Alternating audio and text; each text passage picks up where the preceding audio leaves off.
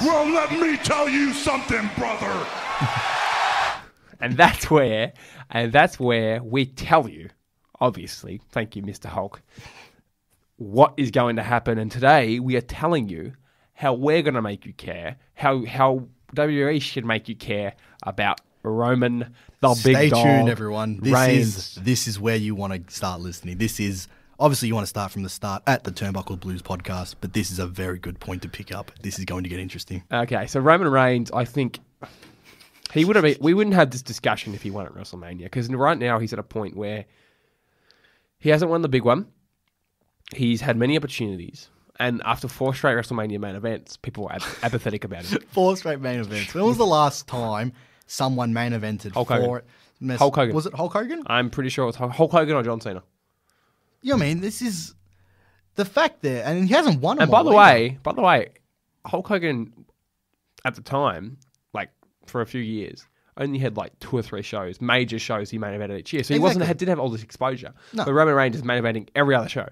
Every show, every house show, so every weekly show. The problem with Roman Reigns, and I was tossing this up, was I didn't think the problem was how do we make him the best good guy. I think the problem is how do we make us care.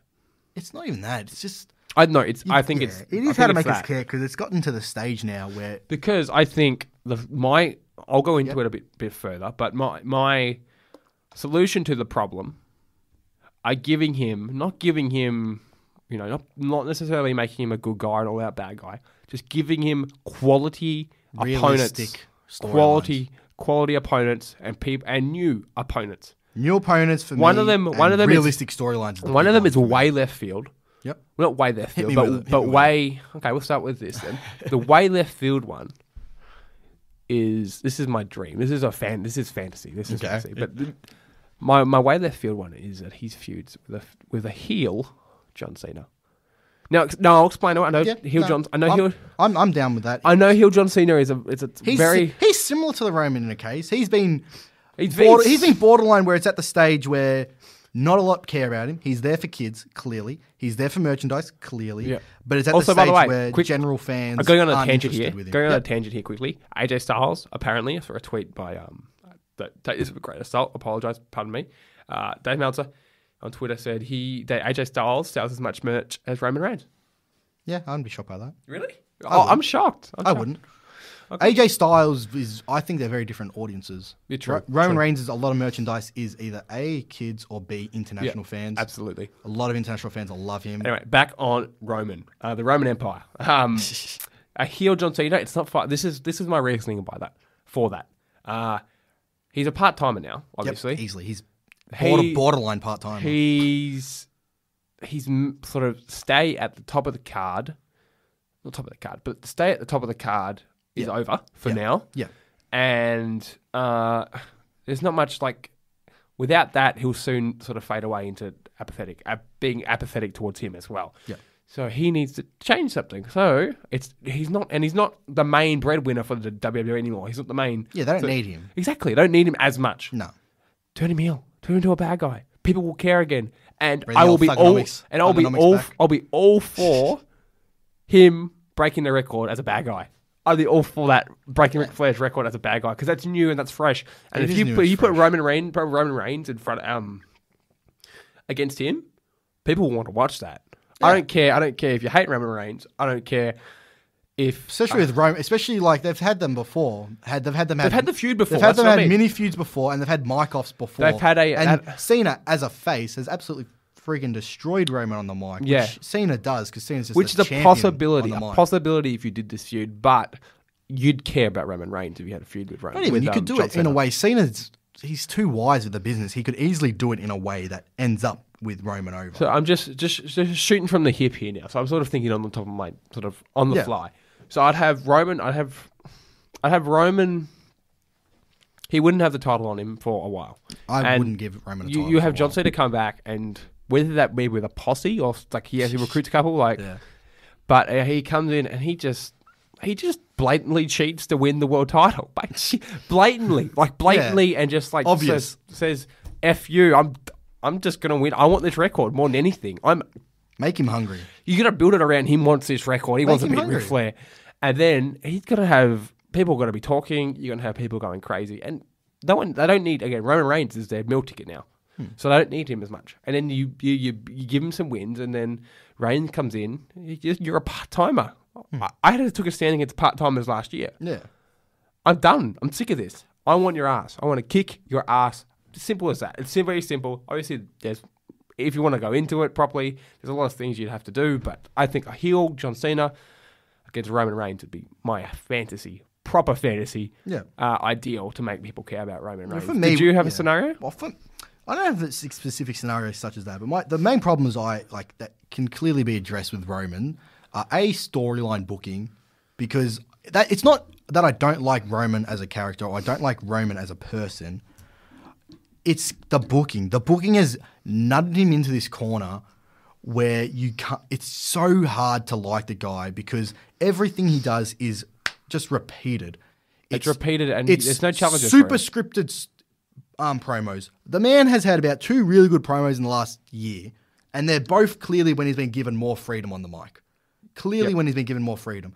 When he comes out and he says these super scripted crap on the mic, it makes me friggin' boil, man. It's horrible to watch. It's just because you can see exactly what they're doing last year. Like, what was it? WrestleMania 34 last year. 33. 33.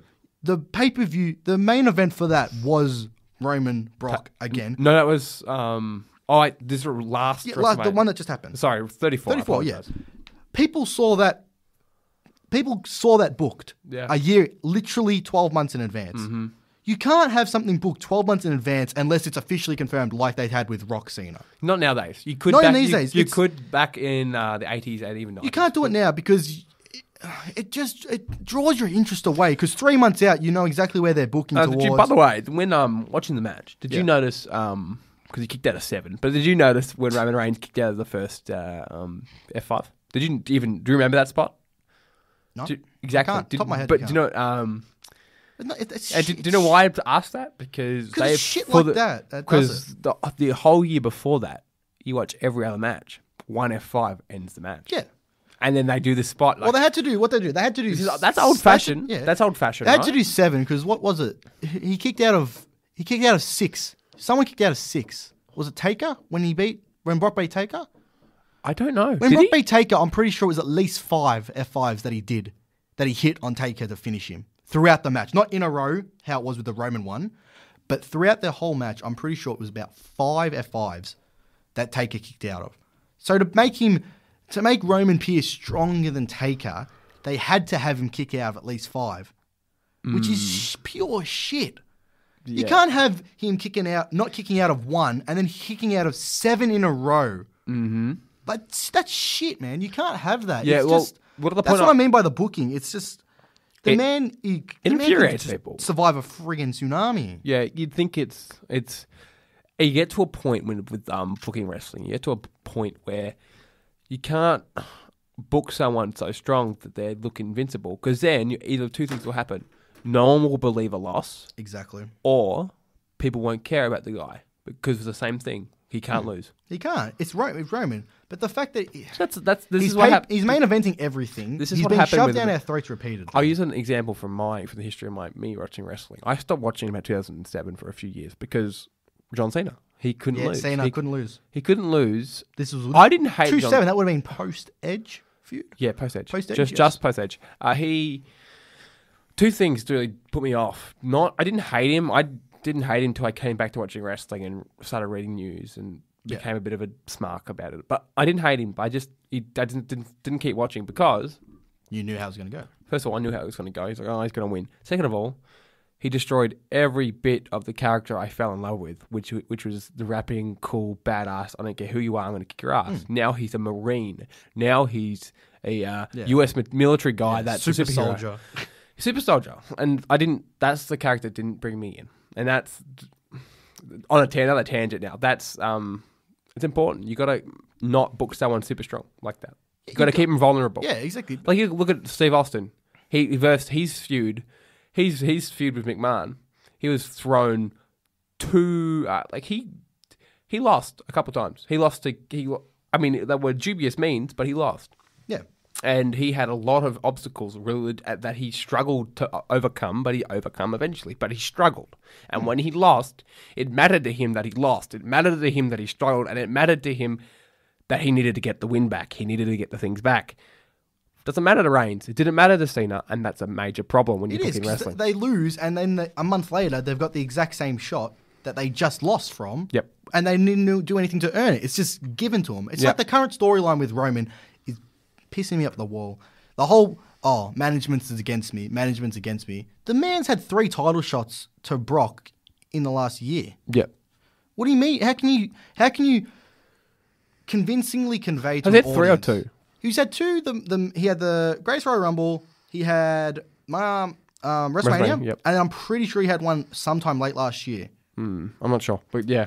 At least 2. But the fact that he would have been in a month, he had 2 title shots. He probably would have been in that 6-way match at SummerSlam, I think. Probably. Yeah, he would have had a few shots. Yeah. I got you. But it's just... And he had an IC title shot, like... Yeah. He had the IC title, like... You can't... But it's in a smarky world where everyone knows he's not against... Management's not against it. Everyone knows he's the management's number 1 boy. So the fact that you've got a storyline centered on him saying, "Oh, management's against me," is utter crap and utter doesn't make sense. It's just so unbelievable. It just turns you off from him. Yeah, I know this guy is sounding very heated about it. Do you have a scenario or anything that you'd want to see or you'd change? You've got the obvious turn Roman heel. It doesn't even have to be turn Roman heel. It's just that. Well, for example, okay, I'll go from WrestleMania. Pretty much everyone was at the stage where, even though you don't like Roman, you wanted him to beat Brock. Yeah. So when he didn't win, even I, who, as you can tell, I'm not a Roman fan, even I was a bit like, what the fuck? Like, what the hell is that? You know, it's random. It was pretty random at the time. They had the chance then to not only go for a sympathetic storyline with Roman, you have the man... You know, he'd been talking a lot of heat up to it. You can have him come out, not apologise, but you have him come out saying, "Oh, I let everyone down. I let the whole WWE down. We've got a part-timer still with the title. I did everything I could. I couldn't get over the line." You make him eat a couple losses. And when I mean eat losses, I don't mean, get jobbed. But I mean, you have him lose. Just have him, try to say, I'll start a redemption. I'll come back and I will beat him. You have him lose because he's so pissed off that he lost that he's not focused. Yeah, you have him do something stupid like he gets distracted by something, or he tries to go for an extra move. He too angry and he gets disqualified. Exactly, something like that where he's just. You could see the sympathy. It starts to build like a sympathetic thing, but they didn't do that. You got to build stakes. You've got to build something with him. You can't. With Eric, I was to listen to 83 Weeks by Eric Bischoff. He said he has to when he books or when he's in charge, he has to build stakes. The way you can do that with Roman Reigns, if the way they could have done that with Roman Reigns is after he lost at WrestleMania, is if it mattered to him so much, he'd be angry and he'd be pissed off, and he probably wouldn't be focused for the next month or two because he'd be focused on getting back at Roman Reigns, getting back at Brock Lesnar, and then he'd probably, if a fighter's not focused, he'll lose. Exactly, that builds stakes. That builds stakes because it shows that the Universal title means something, and it shows that beating Brock means something. And then they didn't. Literally, the next promo was him. I hate management. Management booked me wrong. Management aren't fair to me. And then within 4 weeks after Mania was the Greatest Royal Rumble. Yep. He had the cage match for the title. Mm-hmm. You had a chance there. Obviously, I know. The Greatest Royal Rumble can be taken with a grain of salt because... love that show. Great show. I had to watch that for like 3 hours. I didn't have to watch it. I watched it with some friends. But that can be taken with a grain of salt because of the whole, we've got to sell out a Saudi prince's stadium, pretty much. Yep. But you had a chance, and it's at that stage where they always seem to have a chance where something needs to happen with Roman, and they just continue to feed the same stuff to us. Mm-hmm. And it's past the stage. It's not even at the stage. It's past it. Where it's just it's so much of the same stuff. No one cares about him. They've got to turn around. They've got to start not listening to crowds. You've had crowds walk off. You've just got to start paying attention and realizing, we've done this for 4 years now. It hasn't worked. Before we sign off, I've got an example, another scenario. The other scenario I was thinking, a little bit more realistic than John Cena. Because this man that I'm talking about, to make people care about Roman Reigns, you need a dynamic character against him. Yes, you need him to feed off someone else. You can't be just Roman. Brock Lesnar is not that guy right now. He's not. Do you have an idea who I think I'm talking about? And what I'm talking about? Like, if you had a guess, give me a guess. A dynamic character that Roman could feed off. Depends which way you want to go. You could go, I would have said Miz, but Miz is not on the show. I would say Kevin Owens. Wrong. Sorry. But I'm not sure. Who are you talking about? I'm talking about a guy that, since he's come into WWE, by the way, he came at the same time as Roman Reigns and is currently on the shelf. I'm talking about Dean Ambrose. And we're talking about Dean Ambrose. Yep, when I'm talking about Dean Ambrose, I'm talking about the heel Dean Ambrose. Psycho heel. The psycho, sadistic heel Dean Ambrose. Just cut in there. That's the version of Ambrose I want to come back. Yeah. He hasn't been a bad guy since he's been in the ship. No, and I don't want him to be this... I don't even know what his character was. His character... A goof. Yeah. What a goof. He's such a goof. Yeah. I think a really good thing that's happened to Ambrose, don't get me wrong, don't wish injury upon anyone, but a good thing that happened to Ambrose is that he has been off screen and pretty much out of people's minds, I think, for a long time. Come back as a sadistic bad guy. He's like, I'm sick of Roman Reigns getting all these chants. I want to kick and have him win. Have him win and have him win strong. Have him come back super hungry. Just have him come back as super hungry psycho. Yeah. He's like, I've been off the shelf for 5 months. I don't want to waste any more time. Have him just destroy Roman Reigns. The first match he faces Roman. Roman doesn't know how to handle it, and he gets beaten clean. And after the match, gets up hiding from Roman Reigns, from Dean Ambrose as well. Because you got to make Dean Ambrose look like a nutcase, and not just a goof, not just like a psycho. What a goof! Like give me that Randy Orton, Viper, Randy Orton, Cactus Jack, Randy Orton, Triple H home invasion angle. Yep. Like, you don't want... This is an odd reference. You don't want the goofy Chainsaw Charlie from 98. You want Cactus Jack. Psycho. You want a bad, hardcore mother effer. Yeah.